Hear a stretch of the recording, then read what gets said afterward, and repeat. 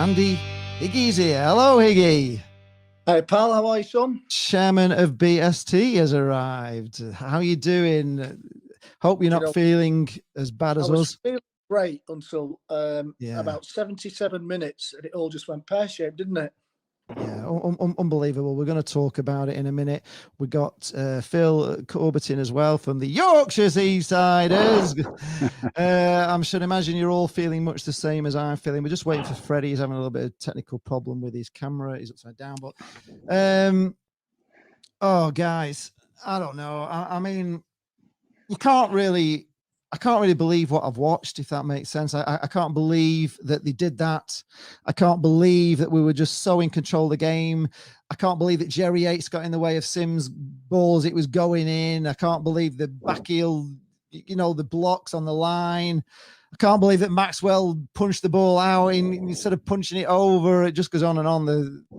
Right, Freddy's here as well. But initial thoughts. I tell you what, we'll go to Andy first because it's his first time here. Your just initial thoughts on that game, Andy. Well, it was just so positive from the start. I thought we were tremendous. To go in at halftime 1-0 up, I thought we could have been more than that. We had a few good chances. Sims, Kai Turton, we were tremendous. Starting the second half so positively, and then insult to injuries. This bloody I follow thing. They all went a bit pear-shaped, and on the TV saying it's 2-1. I thought, you're joking. And it just happened as I was watching as that good attempt on 77 minutes or whatever, just before that we missed. I don't know. And I don't know how many substitutions he made. It did say on I follow 5, but then it said 3. But I don't know. He changed the game, Appleton, didn't he? And they came back into it towards the end. Yeah, but they did. It's 2 points. It feels like a defeat. It shouldn't do, but that's the way we work in terms of our emotional barometer, don't we, as football fans? It just feels terrible. Well, because we should have never lost, Andy. We just should not lost. I mean, we should have never lost the winning position. We were so in command of that game. It was like beyond belief how in control we were. And for us to, the chances we had in that second half, we will go through them soon, but, just the chances, I just can't believe what I watched. Freddy, how do you feel? Very frustrated, very, very frustrated. It's a game where we've not taken our chances. We could have easily won. We could have easily gone up at 3-0. We've conceded to 2-1, and they say, don't they, that the most dangerous score is 2-1. And then for some reason, we just sat back, and I don't know. We conceded the second, and then I think Critch's made a very strange substitution, taking Sims off and putting Robson on. Obviously, Sims was a menace all game. Yeah. And I think it's just gone from being in a fantastic position to just conceding that second and feeling very frustrated. Just like John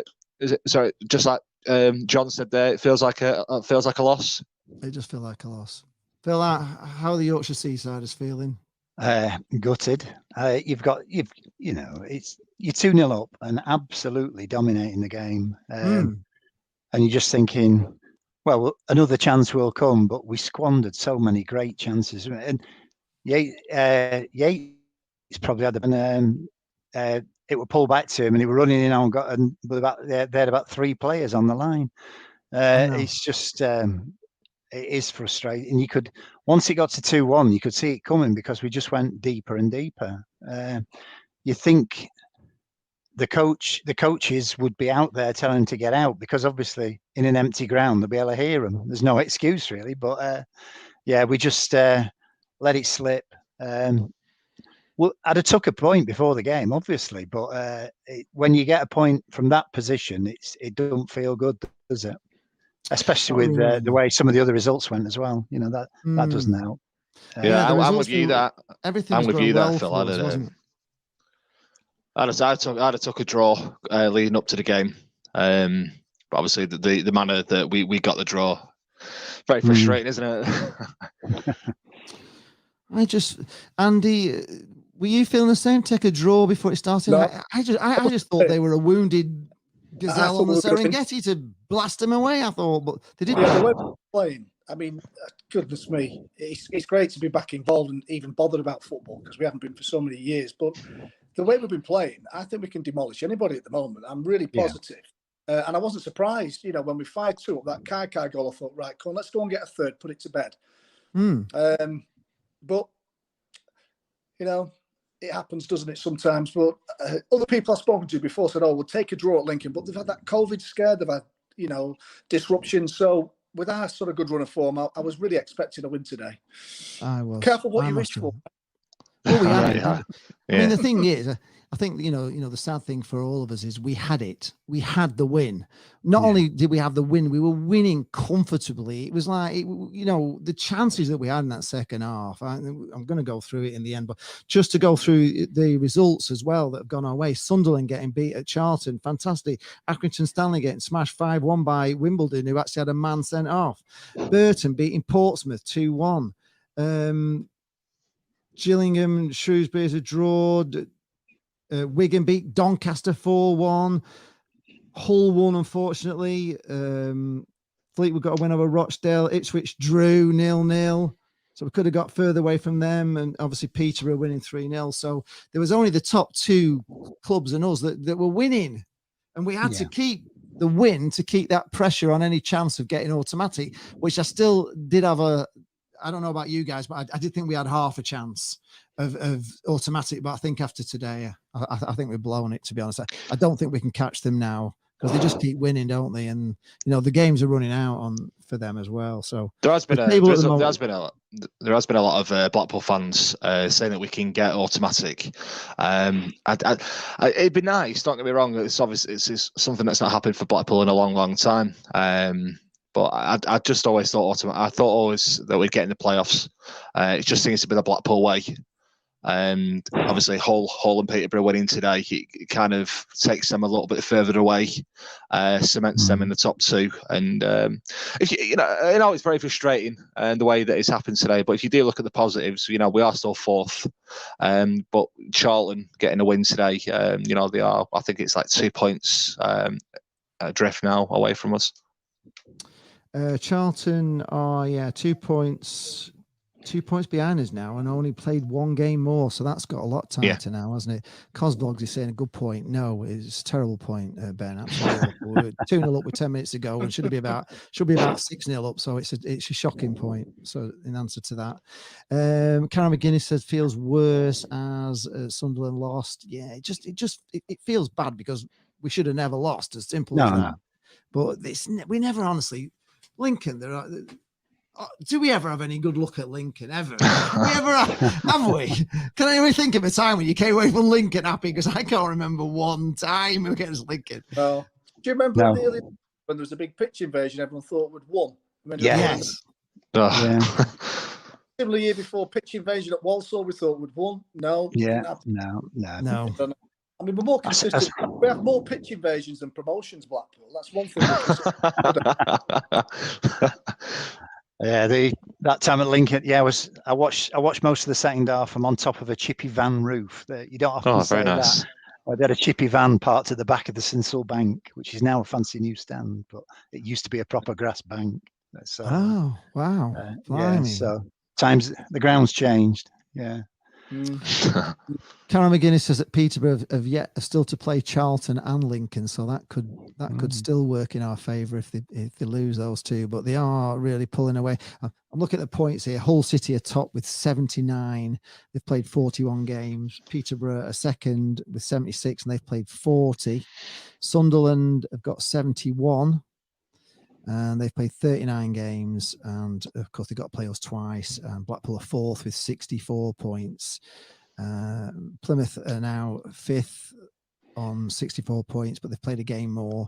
Lincoln are now on 63, and they've played the same game. So we're kind of in there, but we've got to keep winning. We've got Accrington Stanley on Tuesday, haven't we? So that's another. They've got battered today. So you've got to hope. Yeah. They're another team that are always difficult to play against. So just going through the goals, we'll go through the game. First goal, Ellis Sims. What do you think, Phil, of that goal? Fantastic goal. Good battling on the floor from Embleton. It just broke to him, but good touch to take it wide of the centre half and then smashed it in. Great finish. Yeah. Everything good about it. And it gave us, that's what we deserved that first half. We deserved to be at least one up. So I was a bit disappointed to be 1 up at half time, to be honest. So yeah, but if we'd gone in 0-0, I think that I'd have been even more disappointed. But yeah, cracking finish, and I thought he played really well today, Sims. In his first few games, he was getting pushed off the ball very easily. But today, he was really putting his body there, holding his position, holding the ball, and laying off, as well as turning his man, and like he did in the second half when he turned his man and ran right into the area. So yeah, I thought he had a good game today, and that was a good goal. Yeah, Andy, thoughts on it? Ellis's, would you agree there with that? Yeah, pretty much everything. He said I thought he did well. He had a great effort, didn't he, on 15 minutes. I noted a few things down. I thought he had a good game, good upper body strength. Did well in the second half as well. So yeah, it was described as the big man from Everton, wasn't he? By she's good, but yeah, I thought I did great. Freddie. Just before I go into it, do you not think Ellis Sims looks a bit like Lionel Vinyl? His afro sort of thing. Yeah. Lionel loves you. He could be. I thought Sims had a good game today. Took his goal very well. Obviously, after Embleton won it, passed it over to Sims. Sims took it to the right, hit it with his left. Good goal. It was a menace all game. He was really unlucky not to score a second. Jerry Yates, unfortunately got in the way. He had a fantastic game. I just really think with Sims that obviously the couple of games that he was taking out he's done him so well in the terms of his development, because ever since he's come back, he's got a couple of goals now. He's looking a lot more lively, a lot more threatening, and he is impressing. Yeah, would you agree with that, Andy? That Ellis Sims has come on in leaps and bounds with his actual hold-up play? Because I was saying he couldn't do that Gary Medine role, but he seemed to do it very well today. Actually, I thought. Yeah, I think his first game he played quite well for us, but then he sort of went off form and he was out for a bit and he's come back. So yeah, I'd agree. Yeah, I just hope he's coming into strong form for the run in, because how many games we got left? Is it 8? Yeah, 8 now. Yeah, 8 games. Yeah, and we've got 5 of them at home. Not so it makes much difference, does it? I suppose. No. But yeah, so you think there's 24 points to play for, isn't there, really? So there's still quite a few. Just touching upon you saying there, we've got 5 games at home. Do you not feel that we do play better away?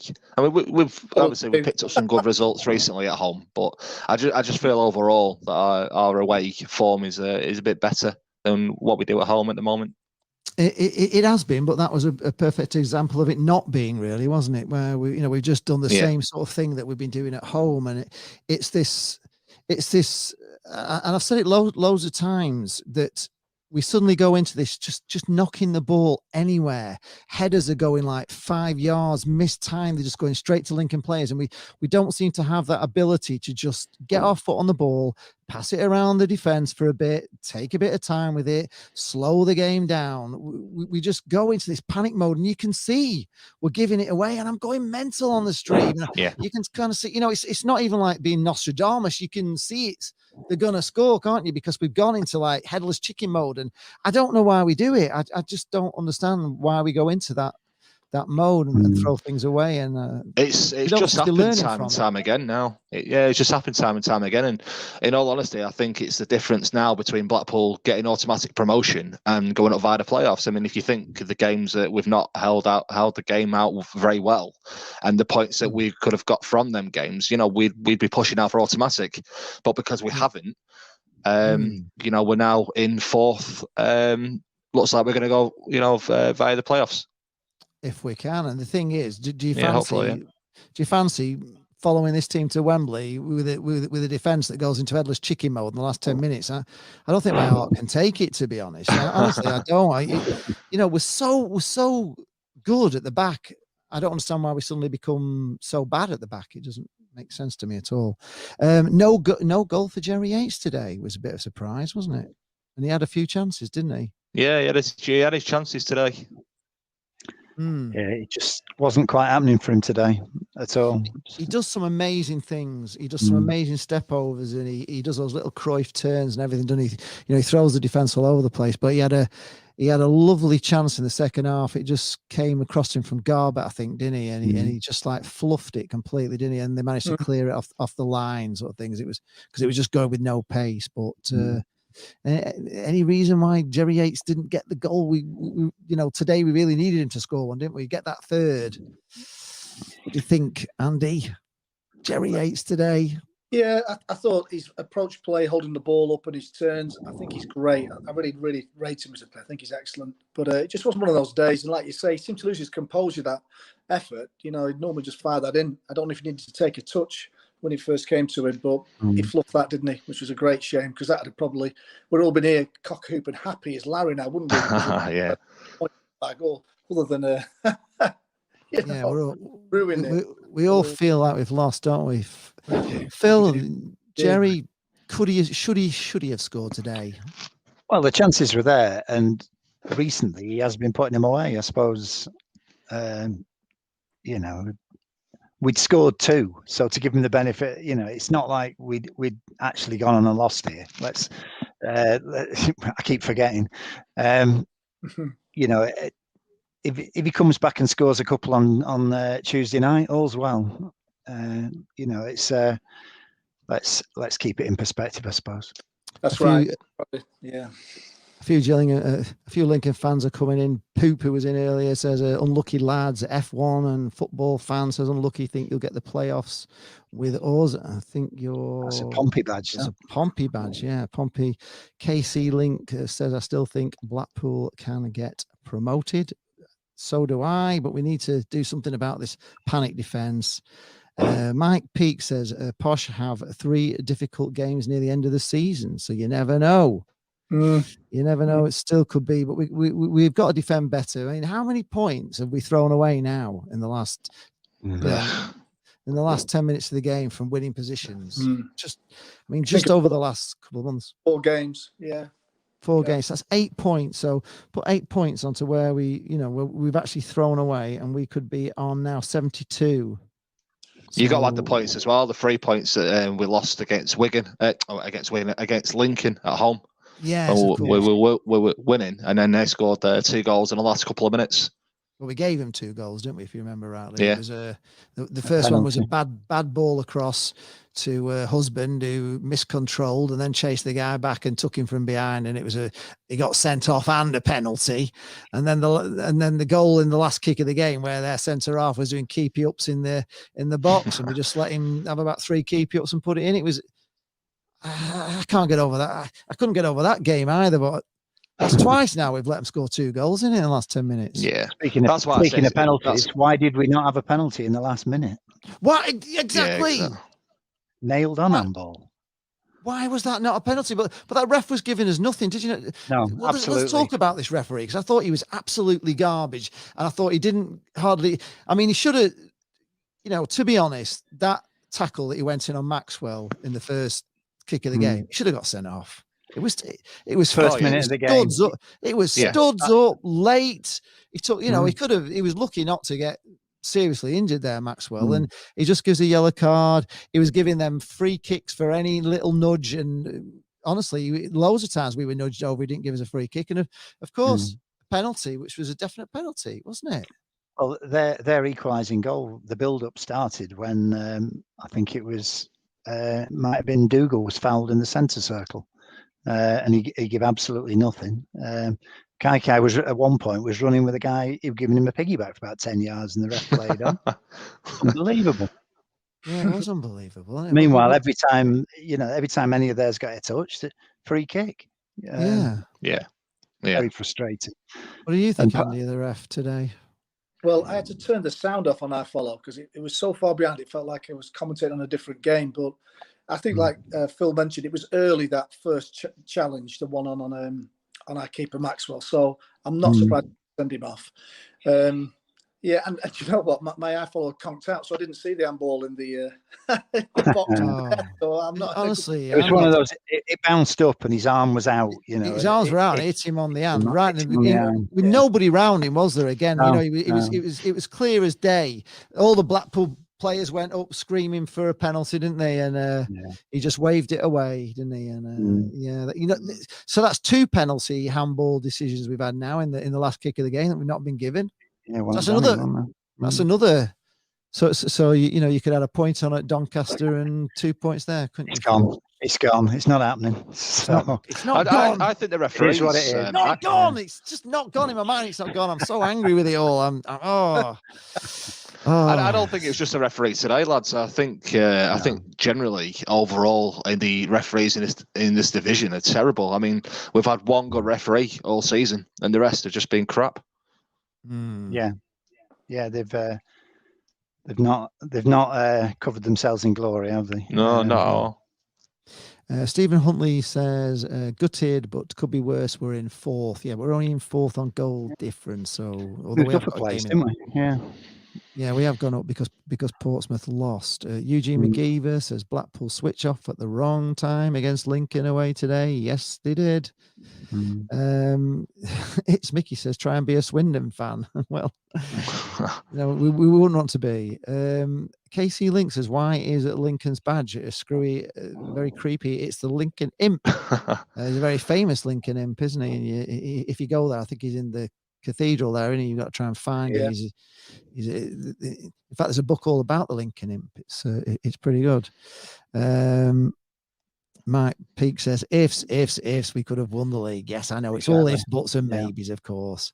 But Mike Peake says we are still top of the table on the last 6 forms, so we're still a form team, but we could have been even better, couldn't we? So the next goal, the second goal, comes from Kai. Does anybody want to run through that goal for us? Can you remember it? Tricky bit from Jerry Yates as well. The assist. Yeah, I thought it was fantastic movement from Blackpool.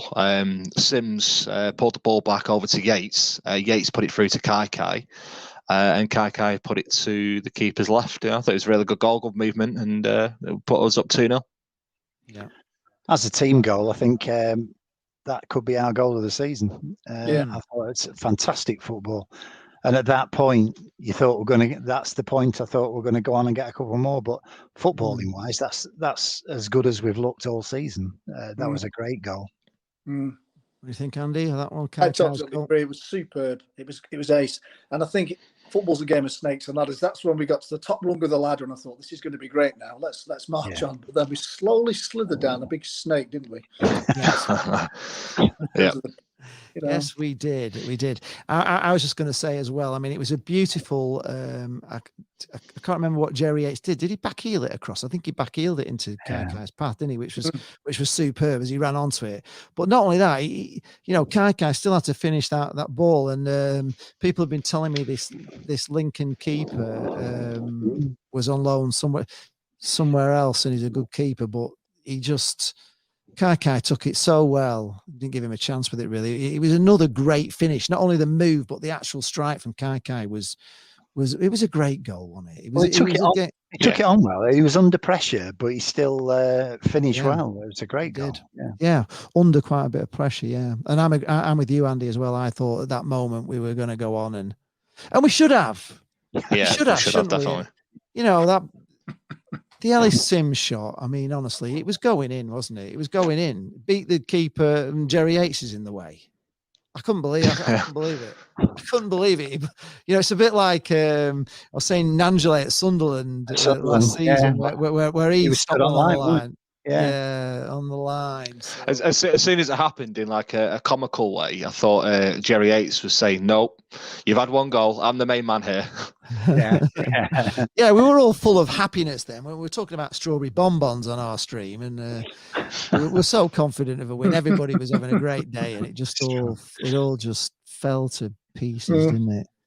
Anybody else can anybody else remember any other chances that Blackpool had that I've maybe forgotten? Because there was quite a few, wasn't there? Well, at one point, I noticed on the preview show last night that Turton said he was looking to get a goal, and he had a couple of runs into the box, and it went to his head, didn't it? He hit the roof of the stand with one of them. And a stat came up on the iFollow feed at one point in the second half, early in the second half, where we'd had 11 shots to their 2, and that's just summed up the half. That's how it was going, and then I'm not sure we switched off. We just we conceded, but it's just to be fair, they were quite well worked goals they had as well. Yeah, they were good goals. You could argue Maxwell should have done better for the first. Put it away rather than up. But he wasn't too far off with that goal. He was almost there. No, yeah, just unlucky. He made a great save. He made a great saved save it and put it right back into play, didn't he? He gave them a chance where if he'd have just tipped it over the bar like he did the one before, they'd have had a corner and that was the problem. There was another couple of chances. Talking of chances, there's one that stands out for me. Take you back to the first half. Blackpool was given a free kick on the edge of the area, wasn't it? Yeah, and Kai and Corbett were there, and Kai hit it. It was a brilliant free kick, and what a save from their keeper.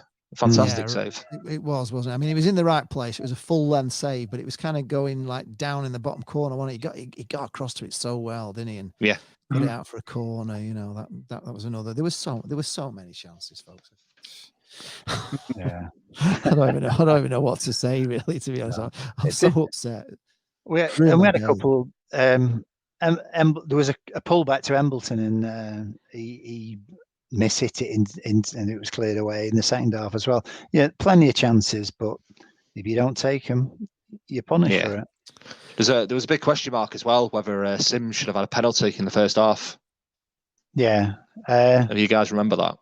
I do. Yeah, he wasn't feeling for it. He got knocked and he tried to run on and then went down, didn't he? That's right. Yeah, absolutely. Yes, he got fouled and then he tried to stay on his feet but couldn't stay on his feet, could he? And went down, but he kind of knocked the ball too far forward and it was going through to the keeper. And I don't know whether the referee just thought he lost control, but he was tripped. He lost control because he was fouled. Yeah, exactly. It's one of those. Sometimes they're given some. The commentary team were saying at the time, if he'd gone down straight away, we'd have got a penalty. But not with that. It just sums up. I don't understand this. It gets talked about time and time again about how players go down so easily. But if they don't go down, the referee doesn't give them. 9 times out of 10 doesn't give the penalty. So what are players meant to do? Yeah. By the way, if anybody's just tuned in, we have a new guest in. You can probably see him next to me. It's Andy Higginson, and he's actually the chairman of BST, aren't you, Andy? Now that's indeed. When did that come about? When did you actually become chair of BST? It's probably about a month and a half ago. As part of what we do at the trust, you've got to sort of circulate. We're bound by constitution, and so we needed to have a sort of a changeover. So that's all it was. We need to change around some committee members. So I thought I'd give it a shot. Are you enjoying the role at the moment, Andy? There, I am. Yeah, we do have quite a lot of interesting initiatives that are going on at the moment, which we're keen to try and get out there into the public domain, which we're not quite sorted on yet. But I think there'll be some really quite interesting things coming up. To be honest, and we're pushing hard on the governance side of things with some other clubs as well that are having a few problems. So we're quite active, really. It sort of zooms, I think, 3 or 4 nights a week at the moment. But at the moment, it's all good. All good. And Andy is also involved with the Arfield Club, aren't you, Andy? So that should be open soon. Have we heard yet? Have you heard when you can open the doors to the Arfield Club again? Are we still waiting on government confirmation, or have you got a date? Three stages to it. I mean, June the 21st is meant to be when we're fully back to normal. So obviously next Monday, pubs can open with an outside area, which we haven't got. So that doesn't apply to us. So there's the mid date in May, which might be, the rule of 6 or whatever. So we're sort of looking at that, but we'll have to wait on guidance really from the government. So we're sort of gearing up. There's a lot of work going on in there. We're getting a second entrance as you go up there, because there'll be so many people going in there. What it's like, football fans before and after a game wanting to get a beer as quick as possible. So on the left-hand side of the building, there's a fire escape. We're having renovated and made into a second entrance. So hopefully we can filter people as they go in. Oh, right. Okay. That's exciting. So really looking forward to it being open, Andy, and all the Blackpool fans. Well, that's where we need to be tonight. If we were all sat there and we had a pint in our hands, by now we'd all be getting a bit more sort of philosophical, wouldn't be saying, well, come on, go again on Tuesday. But we're all sober as judges. We're all a bit snarky. it's very raw. It's kind of very raw straight after, which is why I like to do it straight after, because it's when your emotions are really high. So it was going to be looking like it was going to be a great show, and I was so excited with 10 minutes ago. I think we're going to have a great show tonight. You know, Blackpool, you know, another win on the road, 6 on the bounce. But you know, that's the other thing as well, isn't it? You know, when you look at those records and you think, you know, we hadn't had 5 wins away since 1957, and you know, getting a 6, it's like. To break the record, you know, to break the record. I mean, I don't know when the last time we won 6 away from home, but these things are hard to do, aren't they? You know, 6 away wins on the bounce, and you always know it just might, you know, it just might not happen, don't you? And of course, that's it. It's just that one game too many where we just can't win that 6 on a bounce. It would still unbeaten in 14. Take the positive. Yeah, let's take the positives. People keep telling us we're up to 4, so stop moaning, Lee. It's not a defeat, Lee. It's a draw. Come on. It feels like, sorry, I keep saying defeat. It feels like a bloody defeat. Substitutions, guys. Now, Lincoln made substitutions in that second half that seemed to change the game, and I've kind of read that they had quite a strong bench, and a few of the players that they brought on from the bench were players that would normally be starting. So they kind of strengthened. He took off Elliot Embleton and brought on Jordan Gabriel, and it didn't, for whatever reason, work out. Who else did he bring on? He brought Jordan. He took Sims off and brought Ethan Robson on. Yeah, I didn't get that. Yeah. I did not get that substitution at all. I didn't get it. No, well, that killed us, really, didn't it? Any chance of scoring another goal to get back? It was. He was. I would have said Sims was my man of the match. Probably. I know I'm doing it a bit early, but same. I didn't think it was worth taking him off, really, because he was a handful all game for them, wasn't he? Yeah, and they were struggling with him, weren't they? Really, he has got, you know, quite a decent amount of pace, and of course he was freeing up Yates to have space. So, Andy, what did you think of the substitutions in that second half by Master Critch?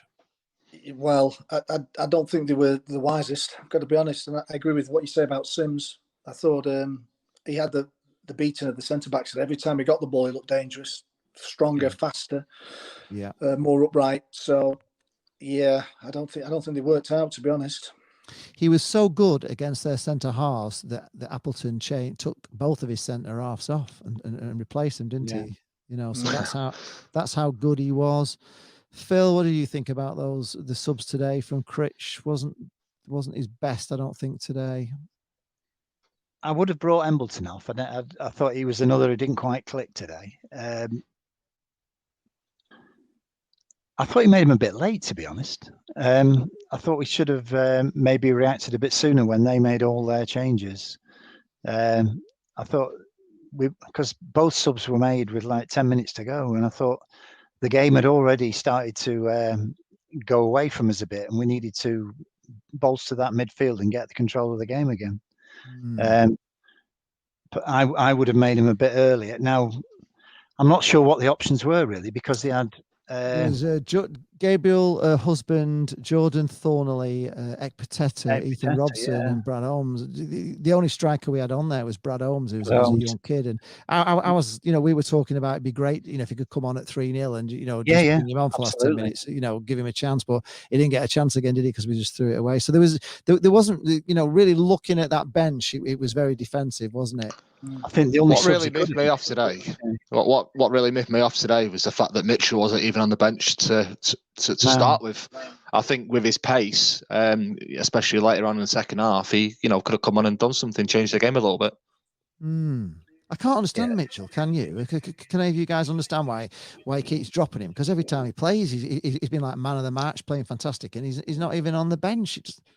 He just obviously went for a defensive bench, didn't he? But again, we're playing Lincoln. We should be going there with the mindset that we're going to breeze them away. They're under so much trouble. You know, I wouldn't be going with this thinking defensively. I'd have been going to, in my head anyway. That's what I thought. I thought with today's game, leading up to it, it was either going to be one way or the other.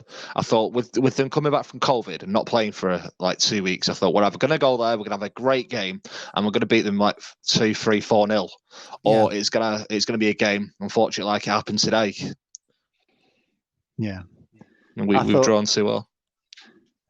The subs he brought on, I think it was the only options he could make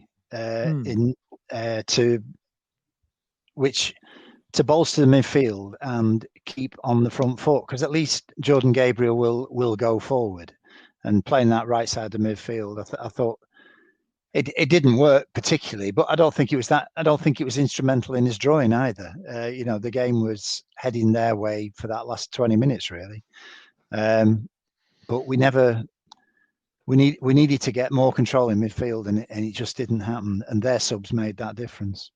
To be fair, yeah, they did. They really did. I think they'll be thanking their lucky stars the way they came back.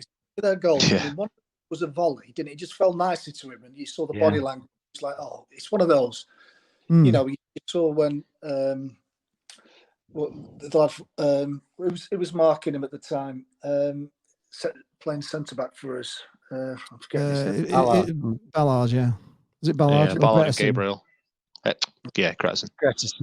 There's Ballard and Gretchen with the two centre halves, and we had Ollie Turton as right back. Turton was marking them, wasn't he? And he just oh look, he's blown in. So it was Turton we were talking about before.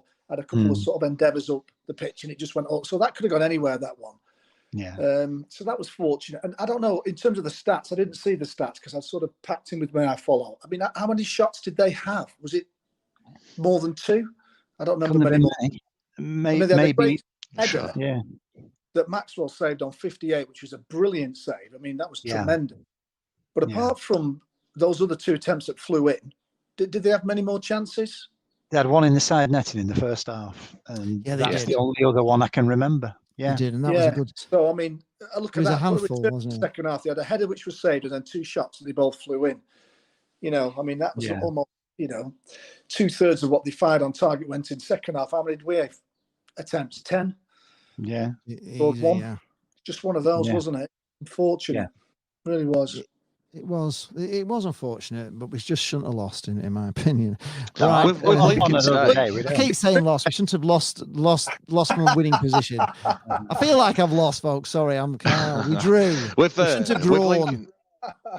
With Lincoln today, lads, I felt it wasn't until they actually went 2-0 down that they started to play football. It was like at 2-0 down, we thought, you know what? Sod it, let's just do it, and they pulled the goal back, give him a bit of confidence, and carried on. Got the equaliser, but it's just very strange how they didn't start playing until they actually went 2-0 down. Absolutely, and I think it was a combination of with nothing to lose, we got a bit blasé, maybe tried a few too many flicks and wonder passes. And started to sit a bit deep. We were on the edge of our own area where previously we'd been, on the halfway line. Do you think dealing with it? Do you think other teams, these teams are watching how we've gone on, and they know that we get into this panic mode, and we can concede late on, and we do. It's something that's they've seen enough times to know that if you attack Blackpool for the last 10 minutes, you've got a chance, because they all seem to come at us in the last 10 minutes. They must do. Week after week after week. If so we're we must know that we're a soft touch. I'll give it a go. I'll let them have it. I'll let them come on to us. More often than not, we'll win that game. So at least one more of those chances will go in. If we play like that every week, we will win far more than we'll draw. Yeah, and if we do that to the end of the season, I'll be quite happy. Brian Murray says he thought the ref was poor. I thought the ref was very poor, and he got in the way a lot today. James was going mental about it, but he was always he seemed to be in the way, didn't he? Like normally you don't see him. Right? He was like in the way of the ball all the time. He was just, and as we've already said, he just didn't give us much, did he? He really didn't have he didn't have a tangerine shirt on. That's for sure. With that penalty, he didn't have a tangerine vest under his. Was he from Preston? I don't know. He might have been. He definitely was not for us, and that was a penalty at the end. Mike Peake says, if we win at Wembley, we will forget all about today. Well, I suppose that is reminiscent of 1982. Would it be? 1982 was it the year when we lost at Lincoln, and then 92.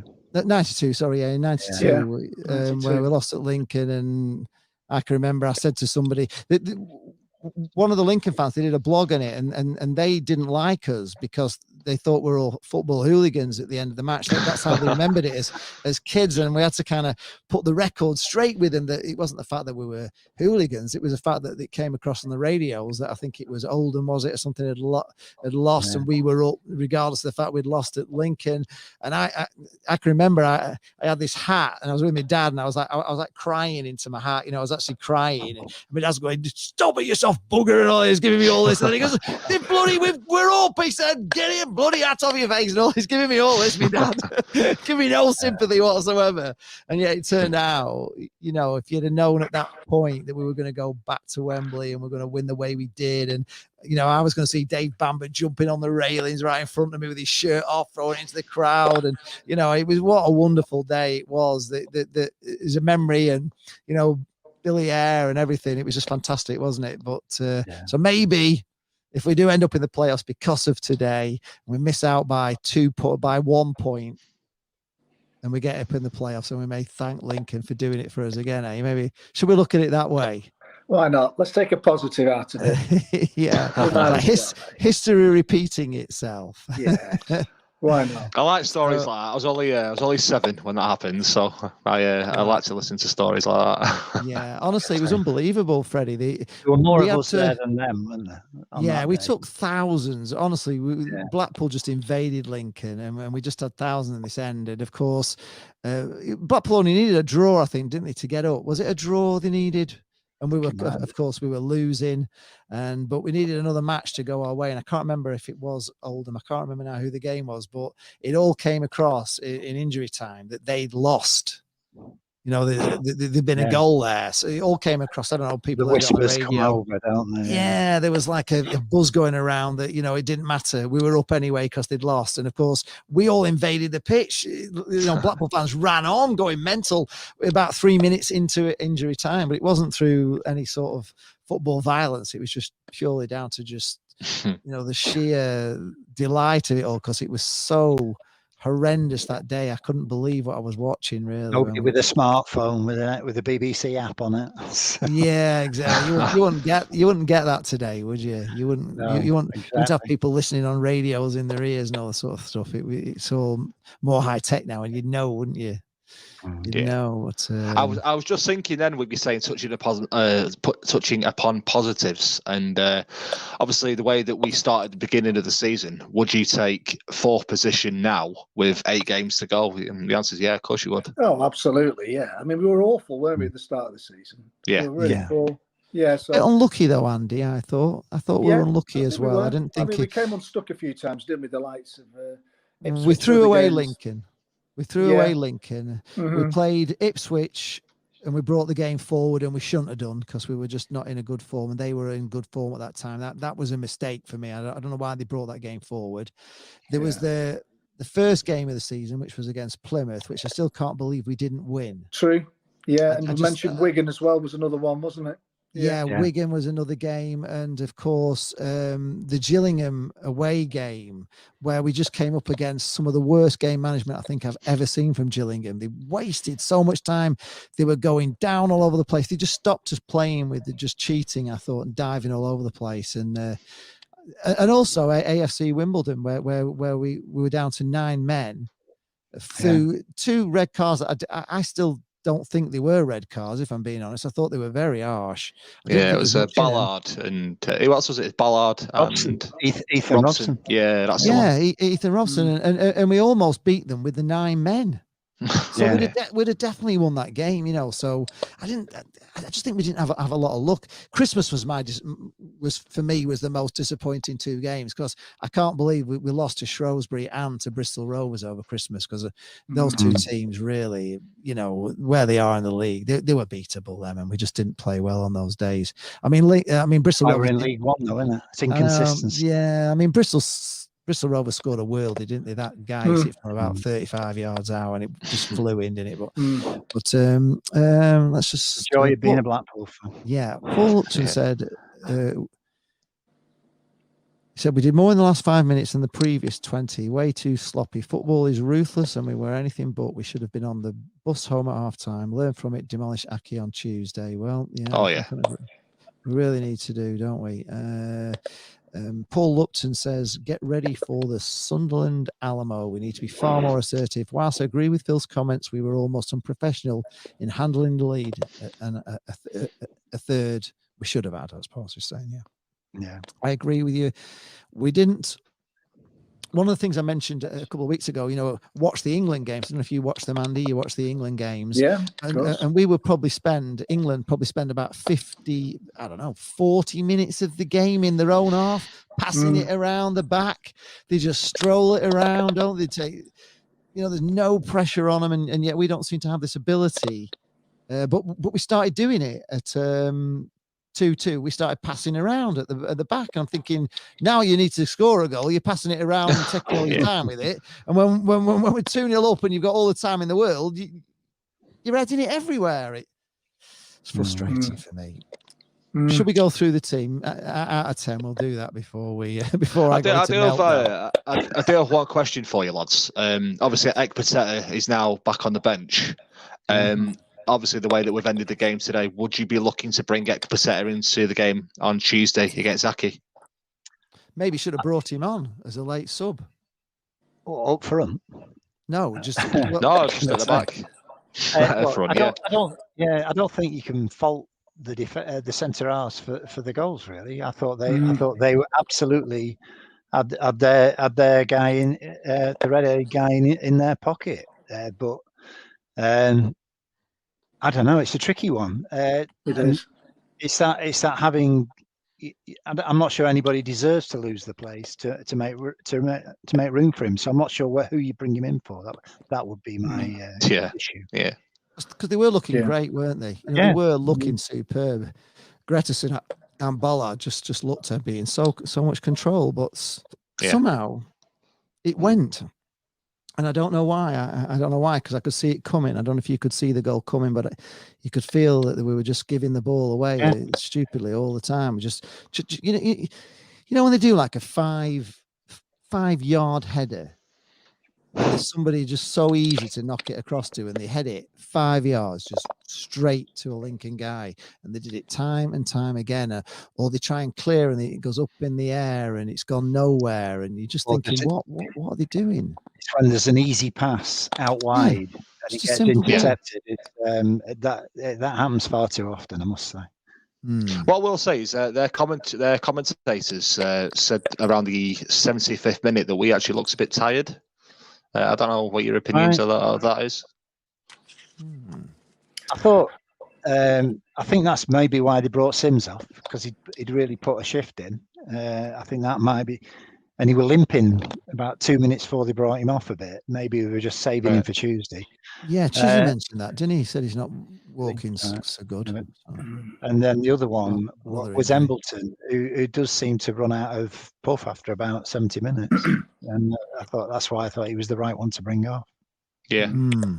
Yeah, I think the dynamics changed when Appleton made all his substitutions. And that, I think, was 72 minutes. So after then, they'll be looking upon it thinking the Swum the Channel pulled it back, got a great result, and we got a great manager throwing the lads on and just changing it all, really. If we were in Lincoln shoes, we'd probably be talking that way. So I think they'll be really positive about it, won't they?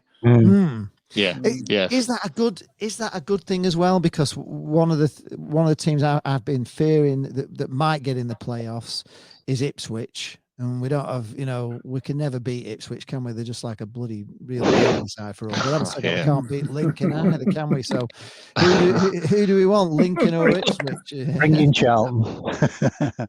Yeah, Charlton. But they're getting into form as well, aren't they, Charlton now? And they were looking out of it at one stage, but they've brought, a good manager in, haven't they, there? And I don't think they were too keen on it at first, but I think he's a good manager.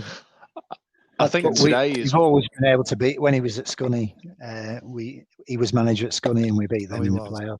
So bring him on.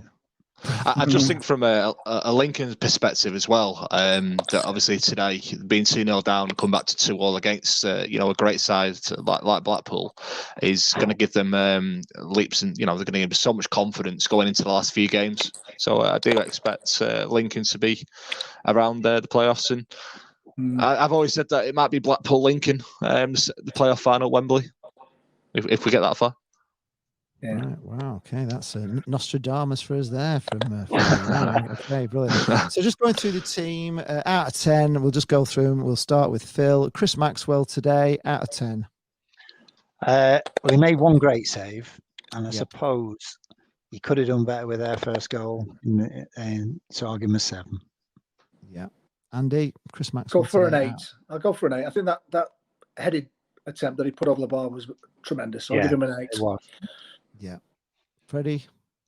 I kind of agree with what the lads have said there, but I'm kind of like in the middle, so I'm going to give him a 7.5. I do think he could have done more, but he made a great save in the second half. One of their players headed the ball, so yeah, 7.5 for me. 7.5. Yeah, and I'm going to give him an 8 as well, because it was an absolute world-class save. The save he made before, and he did save it. I know he spilled it back out, but it come at him fast, and you can't always tip him over the bar, I suppose. A lot of people in the stream, on my stream, were saying that Maxwell was at fault. Jane will never have that anyway, so it's not going to be to blame. So I'll have to be on Team Jane and say 8 for Maxwell if you watch. I'll tell you what, I do like Jane's new songs. So I was very impressed at halftime. Did you like the new one? Yes, I did. Fantastic, isn't it? We are Blackpool. If you heard it, but the verses are quite good as well, aren't they? They're really good. Yeah. I don't know whether Andy, you need to get a backing track on it. No, it's we can be the dancers. This morning's riff's been going around my head all day. Actually. Did you like it? Yeah, I did very much so. Yeah. Good. Recommended. Yeah. So, Ollie Turton, I'm going to start off, and I think actually with Ollie Turton that I think it was stupid questions in the Seasiders preview show, which has ruined him today, because I didn't get the question. If I'm being honest, I thought it was a stupid question where he was saying he's a utility player and he can play anywhere, and the only positions he hasn't played in so far are goalkeeper and striker. And I'm thinking, well, he's a right back, so he's hardly ever going to play in those positions anyway, and it doesn't really matter if he ever gets a goal. And then he obviously put it in his head that he's not scored a goal, and he was kind of saying, if I could just get one, he probably never even thought about it until he got this stupid question asked him. so daft question for me was, I thought, why have him trying to score a goal now? Just let him defend and do all the things he does. We don't need Ollie Turton to score goals as well. He does enough, doesn't he, in enough places. Let him be the wonder that he is, putting him anywhere. He can play left back, right back, centre half. You know what I mean? It's good enough, isn't it? Midfield. Does he need to score goals as well? We don't need to do it. So I think they ruined him today. So I'm going to give him Ollie Turton. I'm going to give him, I don't know whether he was at fault for those goals. I'm going to give him a steady 7.5 for me, from Ollie Turton. Andy, go to you. I think one thing I like about Turton is, and people that I played with, at various levels of football, he always seems to play with, apart from today when he straight into the box and tried to score, he always seems to be a player that plays within his own level of ability. Some players always stretch it a bit too far and lose the ball. So I think he's been really consistent wherever he's played. So I think he deserves an 8. Okay. Phil, Ollie Turton today. Yeah, that's an interesting way of looking at it. I'm not going to blame him for any of it, but he was steady. I'll give him a 7.5. 7.5. Okay. So, and Freddie. Yeah, I'm going to go 7.5 as well. I thought he was unlucky, wasn't he? He was unlucky not to score from a header. But I've always thought with Ollie Turton, does he not remind you a little bit of back in the day of Danny Coyd, who just like being a utility player? As long as he doesn't get into any trouble with pitch rollers, he'll be all right there. That's all we don't want happening to him, is it? If he's like Danny Coyd. Oh, God, right. Yeah, you always know what you're getting with Ollie Turton. He's always 7 or 8 every game. But he's been at the club 4 seasons as well, hasn't he? I didn't know that. He's been 4 seasons, which is quite a long time to be at the club nowadays, isn't it? He's our longest serving player, isn't he? Yeah, which says a lot about him, doesn't he? He's obviously well thought of. Okay, Dan Ballard. We'll go with Andy first. Dan Ballard out of 10. I thought he was steady. He's probably my first choice out of the sort of 4 centre backs, but I rate them all. I think they all do well. So again, I'll give him an 8.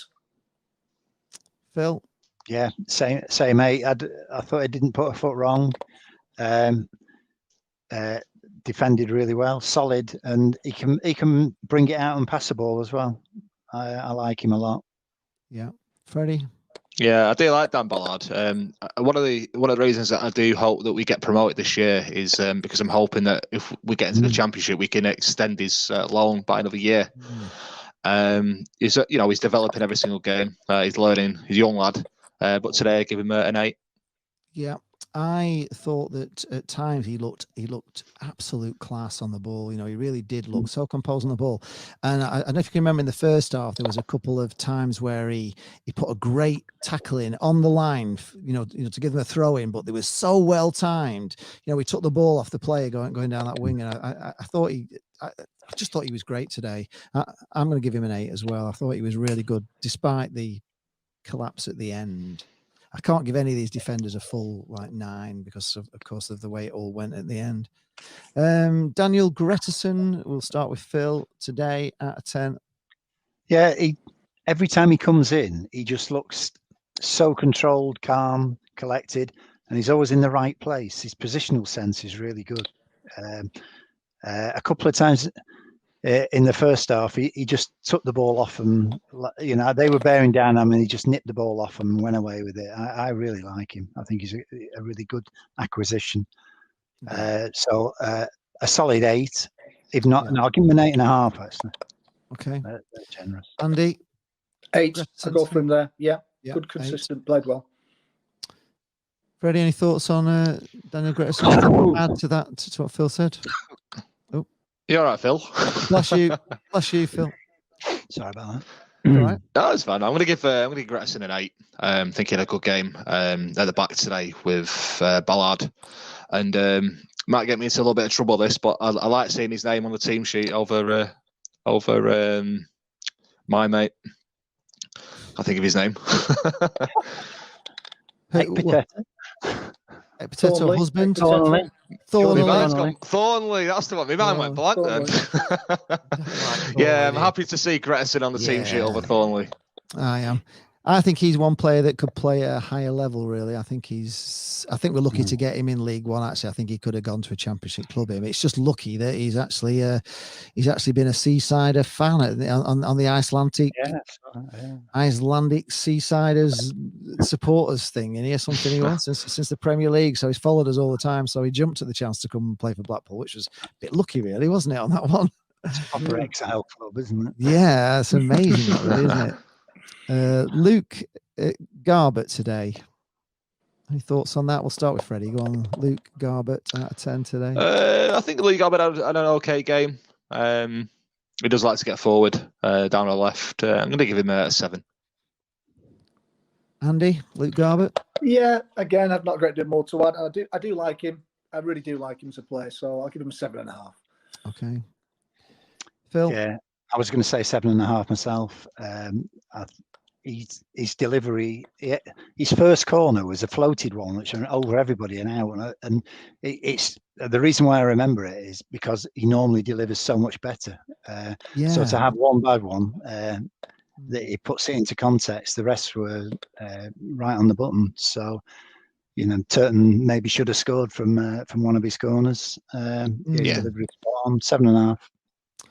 7.5. I kind of agree. I don't think it was his best game, and I thought he did quite a few bad corners, to be honest. Straight into the goalkeeper's arms a few times, and he put one way over, and then it just went out, didn't it? It curled out past the post and nobody. I don't think his delivery was top notch today, so I'm going to give him a 7. To be honest, today I don't really rate him. Kenny Doogle today. I'll start with Kenny Doogle. As you all know, I love Kenny Doogle.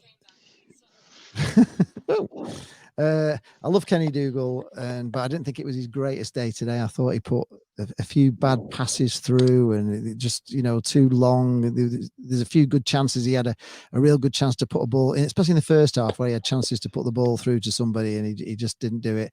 Wasn't his greatest game. I'm going to give him a 7.5, and I'm a big Kenny Doogle fan, as you know. So, Freddie. Kenny Doogle today.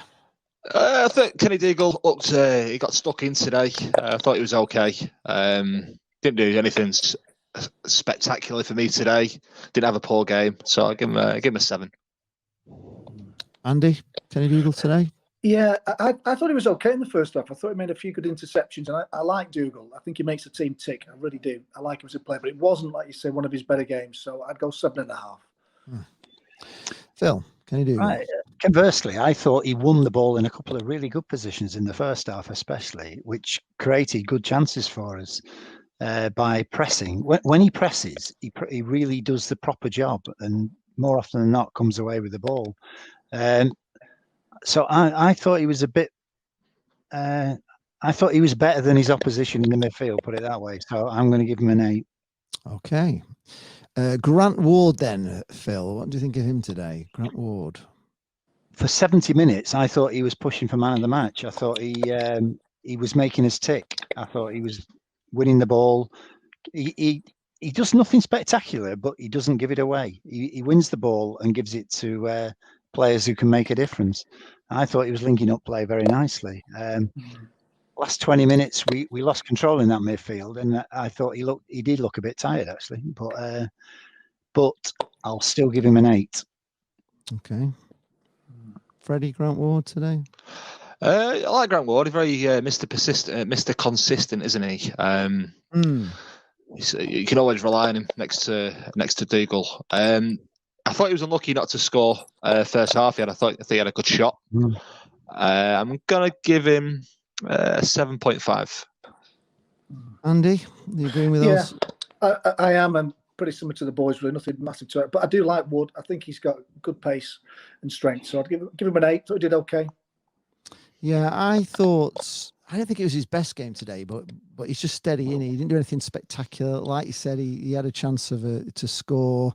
I'm going to give him a 7.5 as well today. I don't think he was, and I think he did tire. And I think some of these players, maybe these games, I mean, we are being a bit harsh on them in these last 20 minutes, but the last 10-minute games. But maybe it's it is this way, not because they go into panic mode, but maybe they are tiring because of the amount of games they've played. So.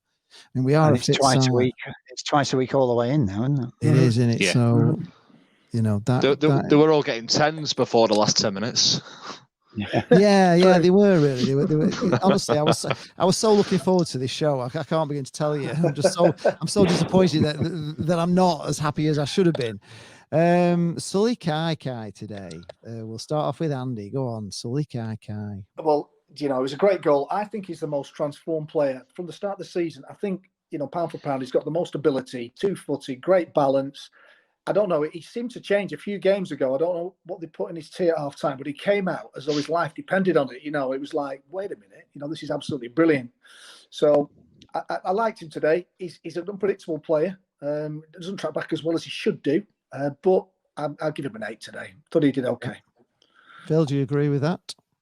Totally. I think it was the Burton game, wasn't it? He came out at half time and he was just transformed, wasn't he? Yeah, he was absolutely. I think Freddy calls him his evil twin, don't you? When he comes out in the other form. So yeah, it's funny you should say that, because I was just thinking, I'm really happy that it seems to be that his twin brother has got lost and doesn't know his way back to Blackpool Road. he was the goal. Put the icing on his performance. Yeah, I think he's worth a solid 8.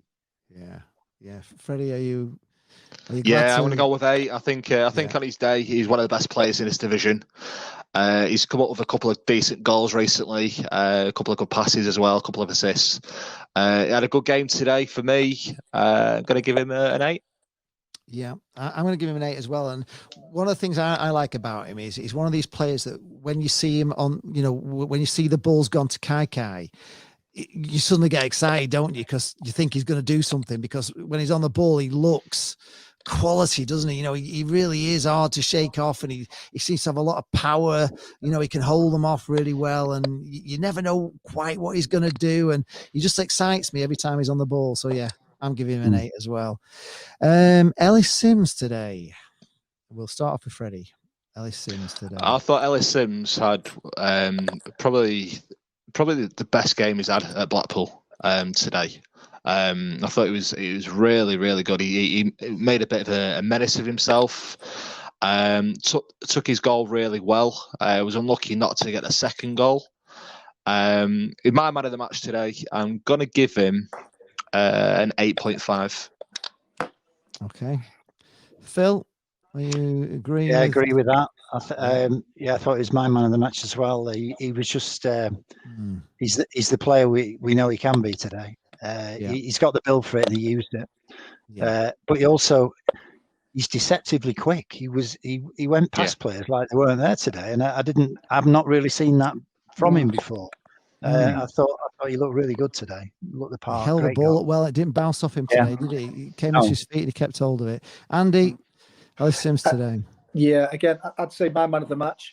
He looked like an accomplished player. He doesn't look a fast player, but when he was leaving him, some of those lads in his way, with the build and the size that he's got, it's quite impressive, that. So, yeah, man of the match. Hopefully, him and Jerry Yates are the two choices at the moment for me up front. So I'd give him a 9 today.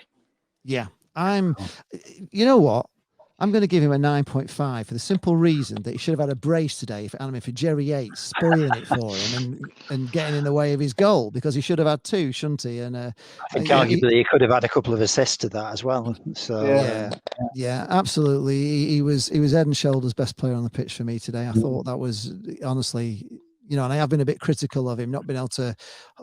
The ball coming into his feet often bounces off him, but today, no, he was a danger. He was a threat. He was hard to handle. Everything about him, he just did the perfect centre forward role, didn't he? The big striker role today, and I think he's coming in leaps and bounds. And I can only put that down to Critchley coaching him. You know what I mean? I'm sure, and I've talked about this a lot of times, but Everton have sent us this lad Ellis Sims, and they'll have seen that Critchley's looking after him. They'll have seen that Critchley's got him playing better. If they're watching that today, they'll be thinking, blimey, what have they done to this lad at Blackpool? He's looking, he's looking like a proper man, not a young boy. I think that bodes well for the future, for if we do keep hold of Critch, for clubs sending us players that they want developing, because they know if they send a player to Blackpool and he comes back playing in the Liverpool way, that sort of, the attacking high press football, they're going to love sending players to us, aren't they? And I read an article yesterday online regards to Ellis Sims, and the article went on to say that he came to Everton, recommended Sims to Blackpool. He came very highly recommended, which he did, and that his game since he's came to Blackpool has moved on to the next level. So it does really bode well moving forward. Obviously, we get promoted as well, that we're going to get a higher level of calibre player for Critchley to develop, and it'll benefit us in the long run. You mentioned that with Ballard as well, didn't you? If we the bonus of going up it's more likely that we'd be able to keep Sims and Ballard because you're playing at a higher standard, and you keep that low. Whereas if we don't go up, it'll be like Dewsbury Hall. They'll want him playing at a higher level for his development. If that can be with us, all the better. I think it was interesting, actually. If you haven't yet watched it, by the way, folks, the Ben Burgess interview on Thursday, which of course Freddy arranged all that. So thank you, Freddy, for that. Really, I can't say it enough, really, that Freddy brought Ben Burgess in. But one of the things that I was talking with Ben about Critchley, and he was comparing him to Peter Taylor, who he played with, because he said Peter Taylor, because obviously he worked with the England team all the time. Peter Taylor would know all these players that other managers didn't know. He'd see kids and think, I can get him, and he'd never even heard of them, but he'd obviously seen them at that level, training them and everything. And he was saying the same thing with Critchley. He will know boys, not only boys that he's coached himself, but boys that he's played against. And he's probably thinking to himself, I could just do with a right winger that can do blah, blah, blah. I know that lad that played, for us, when I was playing Norwich or something. If I get him, You know, and he will have those little contacts and plays that, you know, that he knows would slot into what he wants them to do before they even come, because he's been at that level for so long and watching all these kids. So I think it's a good thing. And I thought it was an interesting point that Ben Burgess made on Thursday. Right. So we're all agreed. If I can touch on that, I just want to say a huge thank you to Ben Burgess for taking his time out of his busy life to come and do that for us. I thought he was fantastic. Not only was he was a fantastic football player, but I thought on the evening with him, he was actually very, very funny. He made me laugh a good number of times. Yeah, he was funny. Yeah, I've got an exclusive for Lee Charles TV.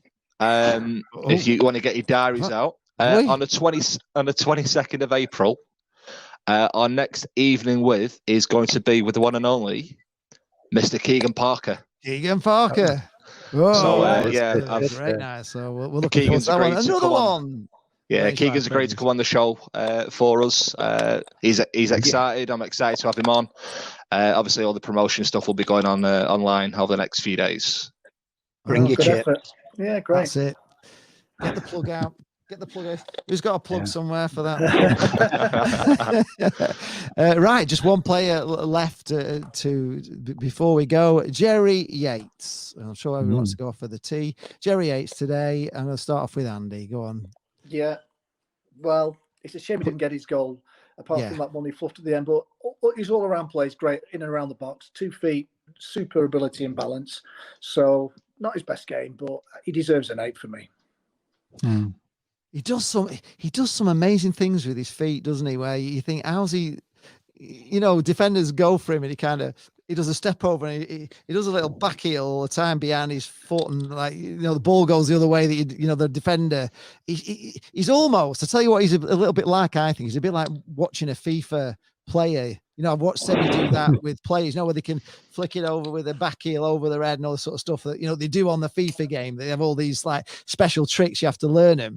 Well, he's kind of like a FIFA player in real life. He can do little tricky turns, and he's so good with his feet. He's unbelievable, and they can't take the ball off him, can they? You know, when he gets hold of it, he's brilliant. So, yeah.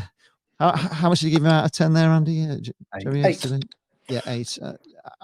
I'm going an 8 as well, because he should have scored. So he should have scored and put the game to bed for us, really. And really, I should give him a 7.5 for getting in the way of Ellis Sims. It was a goal, wasn't it? It was in the goal. They would beat all ends. There was only Jerry Yates on the line to stop it going in. He was the only one in the way of it. So you took the words right out of my mouth there, Lee. I'm just going to say I'm going to give him a 7.5. The reason being getting him Sims' way for his second goal and 3-0, which would have seen the game off. Harsh points. It'd have been all over. It would have been all over. Phil, Jerry Yates, what's he like? Go on, Phil. When you were talking about the FIFA thing, he did the old Frank Worthington over his head, turn around and round the defender in the first half, didn't he? Flicked it over his own and defender's head, and then was in on goal. Just blocked out in the last seconds to get a corner. I thought he was well worth an 8. Despite not getting a goal. Here we go. MB says we're brutal. Mike Peake's been rumbled watching this, and he's got to go because he's got to go and help out in the kitchen. See you all later. He's going to get in trouble with the missus. Brian Thompson says, hope you can give a shout out to Rachel Blackmore.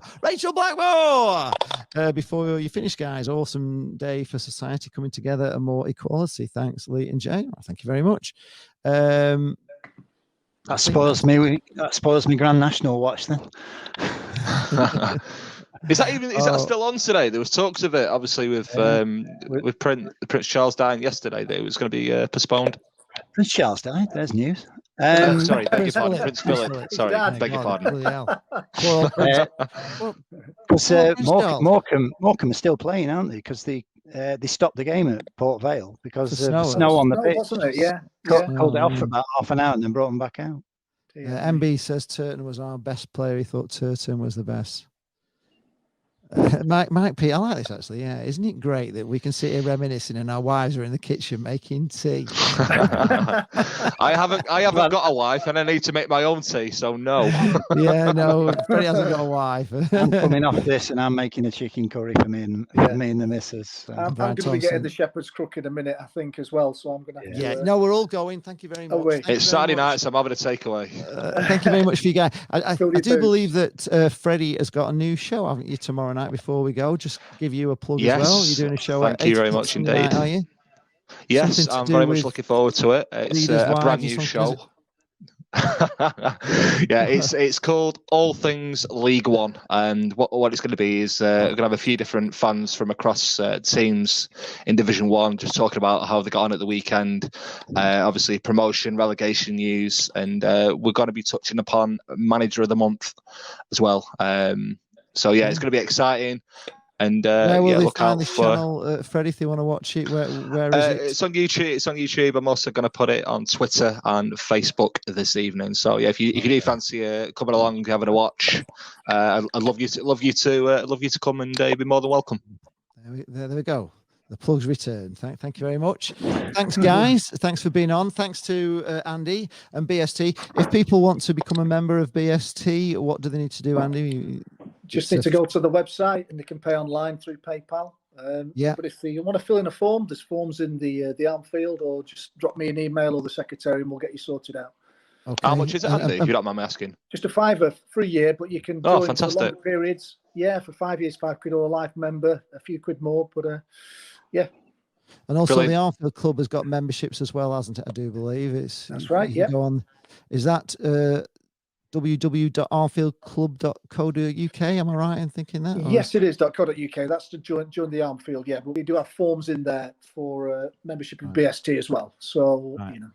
Yeah. Well, Andy will give us all a warm welcome on a Saturday when we're back on. But yeah, no, it's been a pleasure having you on, Andy. It's been a pleasure having the Yorkshire Seasiders on. We always like to be represented by Phil. And it's looking great. Freddie, everything's great there as well. So thank you very much, everyone. I'm going to go to... What about me? I said you. I said you, Freddie. I've given you enough of a plug. Get off. Right. See you later, everyone. Great stuff. See you later, guys. Thanks, guys. Really enjoyed it. Thank you. Cheers, bye. Freddy. Bye. Cheers. Cheers, Phil.